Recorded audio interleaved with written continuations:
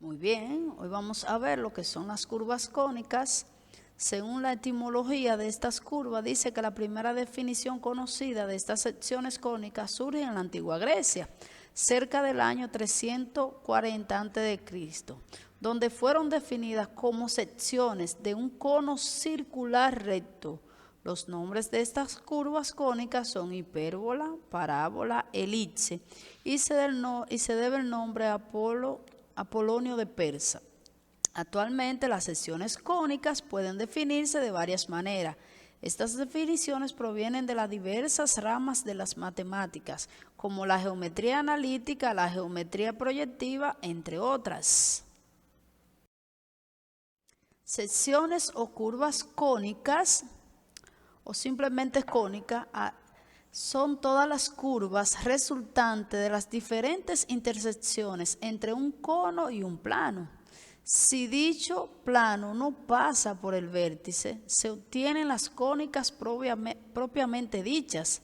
Se clasifican en 4 tipos, que son la elipse, la parábola, la hipérbola y la circunferencia.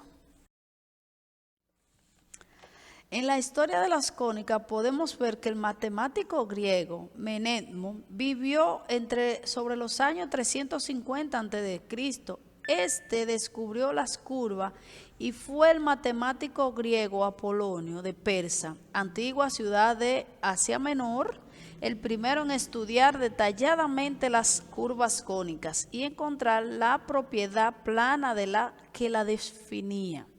Apolonio descubrió que las cónicas se podían clasificar en 3 tipos, a los que dio el nombre de elipse, hipérbola y parábola.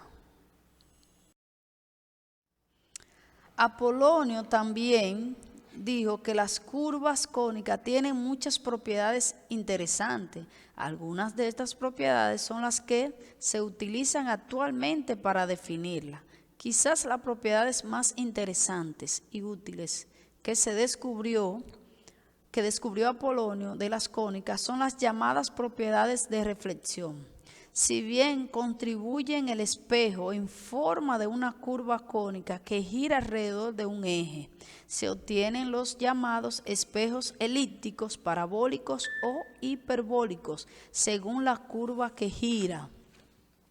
Apolonio demostró que si se coloca una fuente de luz en el fondo de un espejo elíptico, entonces la luz refleja en el espejo se concentra en el otro foco.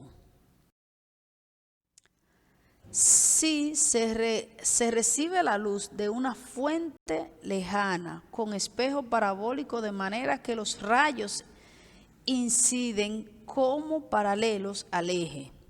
Estas propiedades permiten encender un papel si se coloca en el foco de un espejo parabólico. El eje del espejo se apunta en el sol.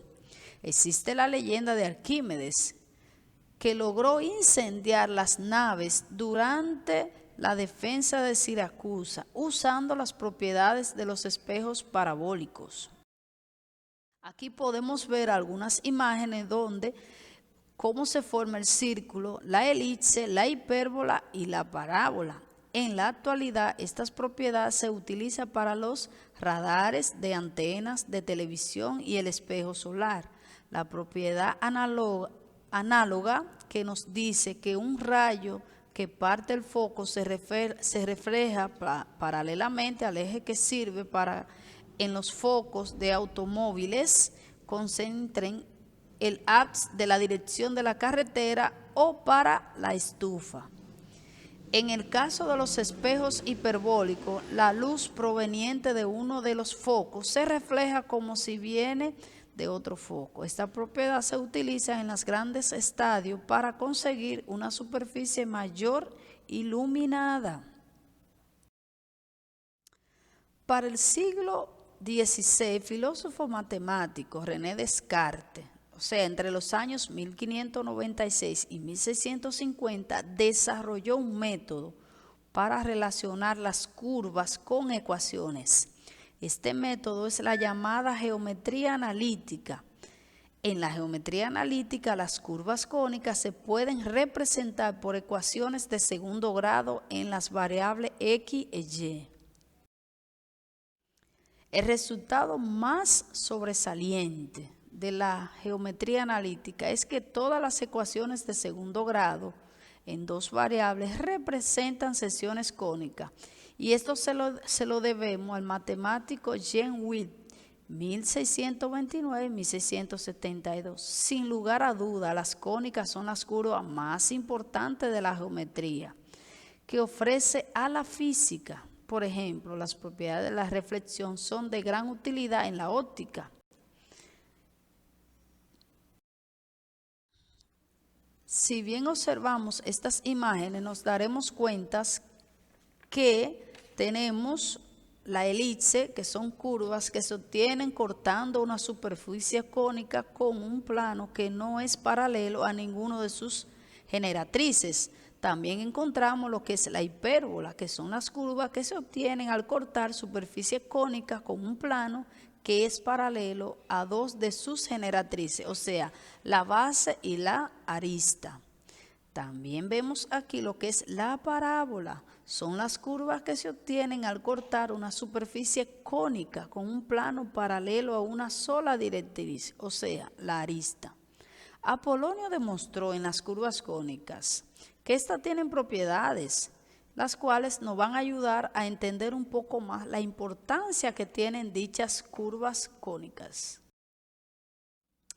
Como bien decía Descartes, conducir con orden mis pensamientos, empezando por los objetos más simples y más fáciles de conocer, para ascender poco a poco, gradualmente, hasta el conocimiento de los más complejos, y suponiendo incluso un orden entre ellos que no parecen naturalmente unos a otros. Esto significa que gracias a estos descubrimientos hoy podemos contar con lo que es la tecnología, tanto del internet y todo lo que tiene que ver con la parábola, la elipse, la hipérbola y la circunferencia.